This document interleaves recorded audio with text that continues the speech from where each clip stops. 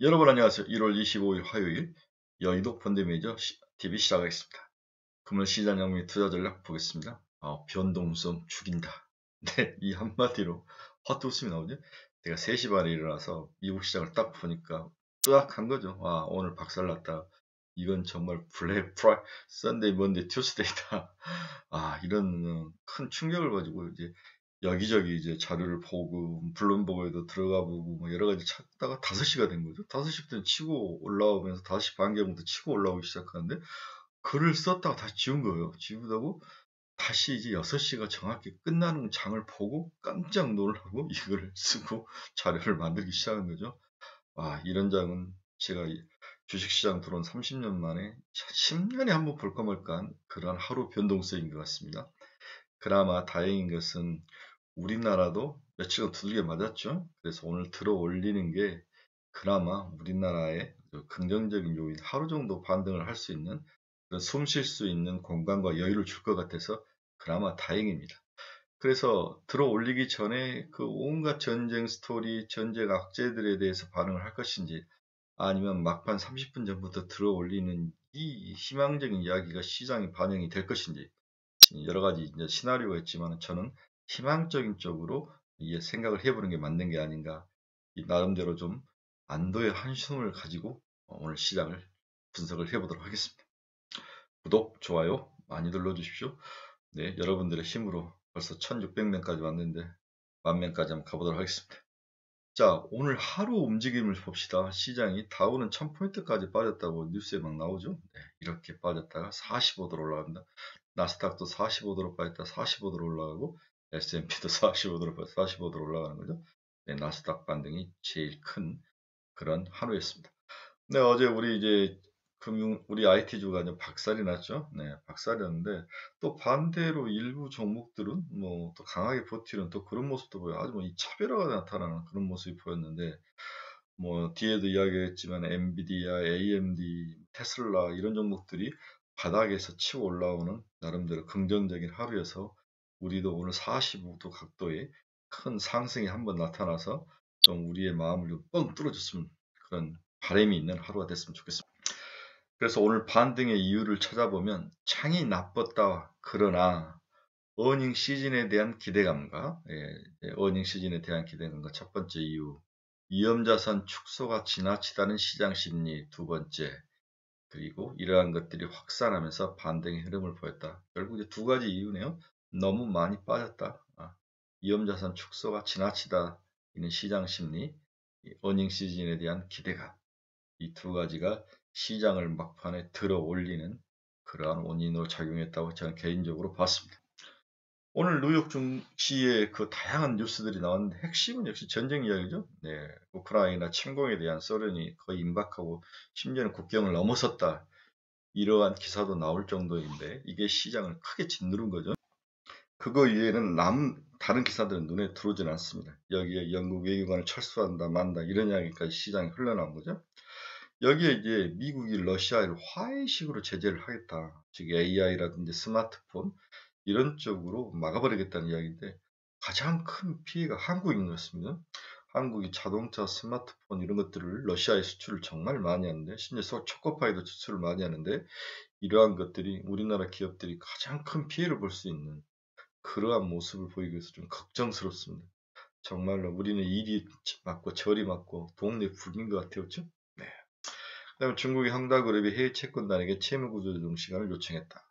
자기 나라 특히 외화 달러 표시 채권을 가지고 있는 국가들이 뭔가 국제적으로 뭔가 제약을 걸지 말라 이런 이야기를 하는 것 같은데 중국 애들은 참 나쁜 애들이에요. 지들이 불리할 때는 빌고 강할 때는 약자를 짓누르는 아주 X 같은 나라인 것 같습니다. 그 다음에 이제 글로벌 뉴스 중에서 볼만한 게 미국의 1월 마켓 제조 PMI 지수가 55%를 기록했다. 15개월 이에 최저치를 나타냈다는 거죠. 그렇죠? 지금 경제가 이미 이제 선행지표들이 이제 하락하는 그런 모습을 보이죠. 자, 여러분 다시 한번 정리를 해봅시다. 인플레이션은 두 가지 요인입니다. 수요 측에서 수요가 너무 많아서 인플레이션이 일어나는 케이스가 있고 공급 측에서 공급이 딸려서 인플레이션이 일어나는 이야기가 일어나는 원인이 있는데 수요가 너무 강했을 때는 돈을 줄이면서 이것을 줄일 수가 있습니다. 그래서 긴축을 하면서 그런데 공급 측에서 만약에 문제가 발생했을 때는 이건 돈의 문제가 아니라는 거죠. 그렇죠? 구조적인 것들을 막고 풀어주고 이러한 그 정책의 문제인데 지금은 일단 이것과 이것이 동시에 같이 일어나는데 이 중에서 공급 측에서 문제가 더 큰 거죠. 그래서 긴축이 과연 답일까? 이 부분에 대해서 많은 사람들이 의구심을 갖는 건데 더 큰 문제는 이러한 긴축의 효과가 벌써 경제 침체를 불러오를 수 있는 그 가능성. 그래서 결론적으로 미국의 인플레이션 처방은 굉장히 복잡한 문제를 풀어야 되는 실타래를 풀어야 되는 그런 삼각함수가 아니라 오각함수, 5차 방정식이 돼버린 거죠. 이런 것들이 시간도 많이 걸리고 미국 사람들의 그 전략과 전술이 왔다 갔다 할 확률이 높고 이걸로 인해서 가장 피해를 보는 게 이머징 국가, 그중에서 ATM기 역할을 하는 한국이 제일 피해를 많이 보는 그러한 상황이다. 저는 이렇게 지금 정의를 하고 싶습니다. 오늘 기업 주가는 간단히 넘어갑시다. 애플은 0.49% 하락했고요. 화이자는 2.37%, 테슬라가 1.47% 하락했었는데 테슬라가 856달러까지 하락하다가 930달러까지 올라왔는데 오늘 무서운 그러한 변동성을 봤습니다. 리비아는 0.95%, 루시드는 파에 마감을 했네요. 로블록스는 2.63% 상승을 했습니다. 어제 우리도 이제 컴투스 홀딩스가 막판에 들어 올리는 모습이 있던데 뭔가 노블록스, 컴투스 홀딩스 이러한 메타버스, NFT, 게임 이런 체인, 이런 코인 이런 종목들이 오늘은 좀 바닥을 치고 올라오지 않을까 그런 생각을 해봅니다. 미국의 메타도 1.83% 상승 마감을 했습니다. 필라델피아 반도체 지수가 가장 극적이죠. 1.31% 상승하면서 지수가 마감이 됐습니다. 엔비디아 마이너스 4%, 5% 끌어갔다가 0.01% 거의 보합이 마감을 했네요. AMD가 가장 요즘 충격이 심하던데 1.92% 엔비디아의 반등력은 약했습니다. 상대적으로 TSMC도 1.2% 상승하며 마감을 했고요. 마이크론은 뭐 힘을 못 쓰고 있네요. 마이크론, AMD 이런 종목들이 힘을 못 쓰고 지속적으로 얻어맞고 있는 상황입니다. 비트코인은 36,979.4달러를 지나가고 있습니다. 오늘은 좀 반등력이 있네요. 원달러 환율은 1195.945원에 마감을 했습니다. 3.33원이나 상승을 했네요. 곧 1200원을 한번 또 치고 내려오지 않을까 그런 생각을 해봅니다. 환율 움직임이 최근 외국인들의 동향을 잘 대변해주고 있는 것 같습니다. WTI는 살짝 하락을 해서 84.53달러, 마이너스 1.05% 하락을 한 모습으로 장이 끝났습니다. 미 국채 수익률 한번 봅시다. 10년짜리는 큰 변동 없이 1.77%, 30년짜리는 2.11%. 30년짜리가 다시 살짝 고개를 들고 올라오네요. 그렇죠? 2년짜리 1%에서 하락해서 0.96%. 단기는 안정이 되는데 장기물이 올라가는 스프레드가 확장적인 그러한 모습을 보이고 있습니다. 이제 어제 장이 이제 저렇게 무너지니까 저처럼 이제 분석을 하는 사람들은 별의별 생각을 다 하죠. 대체 이 장을 어떻게 해석해야 될지, 뭘로 봐야 될지 별의별 생각을 다 합니다. 그래서 저는 MACD를 거의 보지 않는데 이 지수가 뭐 안 맞는다고 해서 보는 게 아니라 뭐 잘 보지 않는 저는 이제 장의 큰 어떤 그 상하암폭을 어느 정도까지 움직일까를 보면은 저는 볼린저 밴드를 많이 보죠. 볼린저 밴드로 보고 이제 이번에 장의 하락은 어느 정도 바닥은 어느 정도이다. 그래서 뭐 상승은 어느 정도 이 정도 보는데 볼린저 밴드로 2750이라고 제가 이야기를 했죠. MACD를 한번 봅시다. MACD라는 것은 Moving Average Convergence and Divergence의 약자인데 이동 평균선이 이렇게 모아지면은 흩어지려는 속성이 있고 이렇게 벌어지면은 다시 중심선을 향해서 다시 모아지는 이 속성 이렇게 오실레이터처럼 이런 모습을 보일 거다 이런 특성을 이어가는 거죠. 그래서 핵심은 그 안에 이동평균선을 두고 이동평균선의 차이를 가지고 플러스 마이너스를 가지고 현재 시장이 어떤 상태에 있는가를 보는 그러한 지표라고 볼 수 있는 거죠. 그래서 단기 이동평균 12일 단기 이동평균수를 사용하고 장기 이동평균선 26일 이동평균선 사용. 왜 이걸 사용하는지 저도 모르겠어요. 쓴 사람이 처음 만들 때 이런 걸 사용하는 것 같아요. 그렇죠? 그 단기 이동평균선 지수에서 단기 이동평균선 지수를 빼서 이게 0보다 더 아래이면 주가가 하락 추세다. 마이너스인 케이스. 반대로 플러스이면 상승 추세이다. 이렇게 보고 있는데 지금 코스피가 39.5%로 하락 추세에 있다는 거죠. 그렇죠? 이게 이제 큰 문제라는 거예요. 그렇죠? 그래서 39%나 하락 추세였습니다. 그러면 이게 바닥이냐? 그렇지 않다는 거죠. 작년 10월에 작년 10월에 60을 지수가 MACD가 마이너스 60을 나타낸 케이스도 있었기 때문에 30이 혹시 60까지도 갈 확률도 있습니다. 하지만 제가 봐서는 거의 바닥에 근접해 있는 것은 사실이다. 뭐 이렇게 볼 수가 있는 거죠.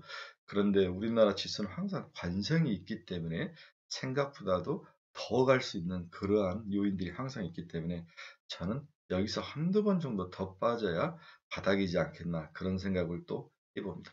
일단 마이너스 39 MACD가 나타나면서 최근 근래에 가장 바닥이 마이너스 60이었다. 그래서 거의 근접해 와 있는데 그렇다고 60을 치지 말란 법도 없는 거죠. 그런 면에서 한두 번 정도 더 리스크는 있을 것이다. MACD 지표상으로는 이렇게 결론을 내려볼 수 있는 거죠. 자, 제가 어제부터 이 신용 물량에 대해서 강조를 많이 하죠. 어제 신용 물량이 좀 털린 것 같아요.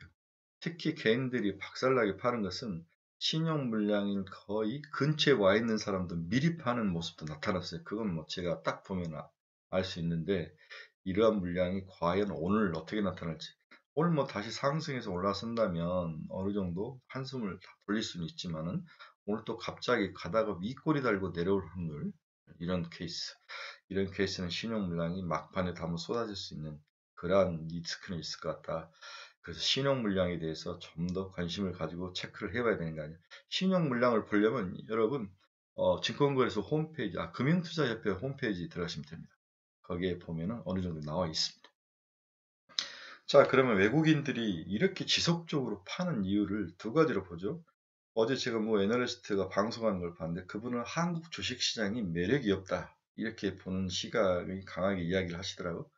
물론 뭐 맞는 이야기입니다. 저는 그렇게는 보지 않고요.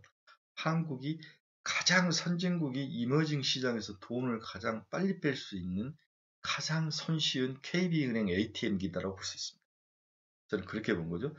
그래서 선진국들이 긴축이 들어오면 펀드들, 이머징에 가 있는 펀드들을 줄이면서 현금 마련을 하는데 가장 1번으로 한국 시장에 손을 댑니다.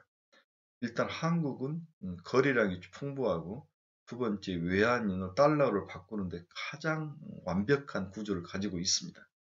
의외로 중국이나 대만은 이런 게 발달되어 있지 않아요. 굉장히 어렵습니다. 홍콩이 제일 좋은데 홍콩은 주식시장이 거의 뭐 우리나라처럼 다양하지 않고 홍콩을 이머징이라고 보는 시각은 거의 없으니까 반대로 한국은 이머징을 포함을 시키면서 가장 빨리 ATM기처럼 돈을 빼갑니다. 저는 이게 한국이 지금 외국인들이 집중적으로 매도를 하고 있는 이유 중에 하나가 아닐까. 한국 주식시장이 매력이 없어서는 아닌 것 같아요. 그래서 최근 일주일 동안 거의 1조인 가까이 돈을 코스피 시장에서 뺐는데 이것은 우리들의 ATM기 그 특성, 구조적 특성이 이 긴축 시기, 리스크가 확 올라온 시기에 가장 피해자로 그렇게 낙인이 찍힌 게 아닌가 이런 생각을 해봅니다. 따라서 우리는 이 리스크 자산에 대해서 이것이 없어지고 다시 리스크 자산에 돈이 들어오지 않는 이상은 지속적으로 외국인들의 매도 자금은 이루어질 것이다. 이러한 것들이 우리의 반등의 강도를 약화시킬 것이다. 이런 면에서 여전히 보수적인 스탠스를 가지고 대응을 해야 되는 게 아닌가 이렇게 저는 생각을 하고 있죠. 따라서 오늘의 전망, 즉 결론을 보면 전쟁 가능성이 새로운 변수로 등장하기 시작했죠.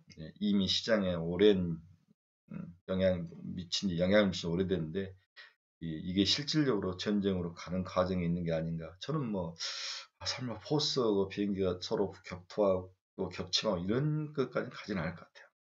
그래서 초기 단계가 가장 주가를 하락으로 몰아붙이는 그 시기인데 지금이 그 초기 단계. 리스크가 풍선을 막 빵빵히 불는 풍선에 핀을 가지고 막 찌를까 말까는 그 상황이다. 이런 상태에서 가장 주가가 많이 하락하고 이머징이 가장 충격을 많이 받는데 그 중에서 한국 시장이 가장 손쉽게 돈을 뺄 수 있는 ATM기다. 이렇게 결론을 내려볼 수 있는 거죠. 따라서 일단 시장은 크게 하락으로 반등한 모습으로 끝이 났지만 이게 완전한 반등인지 여기에 대해서 의문도 있는 거죠. 그렇죠? 네. 반등이 이루어졌다는 사실에 방점이 찍힐 것인지 전쟁이라든지 여러 이머징의 리스크들이 더 많이 반영된 쪽에 방점이 찍힐 것인지 오늘 시장 뚜껑을 열어봐야 되겠지만 일단은 그래도 반등하는 모습이 나타나는 것이다. 다만 반등의 강도는 약할 것이다. 이게 제 생각입니다. 답을 얻습니다. 당분간 쓰구려야 되죠. 그렇죠? 쓰구리거나 아니면 포트폴리오를 바꿔서 어느 한쪽으로 피해 있어야 되는 그러한 두 가지 전략. 이 전략을 여러분들에게 강력히 추천한 겁니다. 자, 그러면 마지막 의문점이 나왔죠. 올라올 때 줄여야 되느냐? 줄여야 됩니다. 일단 오늘 장이 바닥을 찍고 올라오면 10% 정도는 최소한 현금 마련을 하셔야 됩니다. 물론 더 올라갈 확률도 있지만 지금은 현금이 30% 정도 필요한 그런 상황이라고 볼 수 있습니다. 그래서 장이 치고 올라오면 포트폴리오를 조정을 하시든지 아니면 10% 정도 현금을 마련해서 올라올 때마다 10%씩 10%씩 현금을 마련해서 30% 정도 현금을 꼭 들고 가는 전략. 이 전략을 여러분에게 추천하면서 오늘 시장 전망 마무리하겠습니다. 여러분 마음고생 정말 많이 하셨습니다. 저도 막 지금 아침이라 생각이 막 좀 더 정리가 돼야 될 것 같은데 오늘 잘 견디시고 내일 또 즐거운 모습으로 아침에 뵙도록 하겠습니다. 여러분 감사합니다.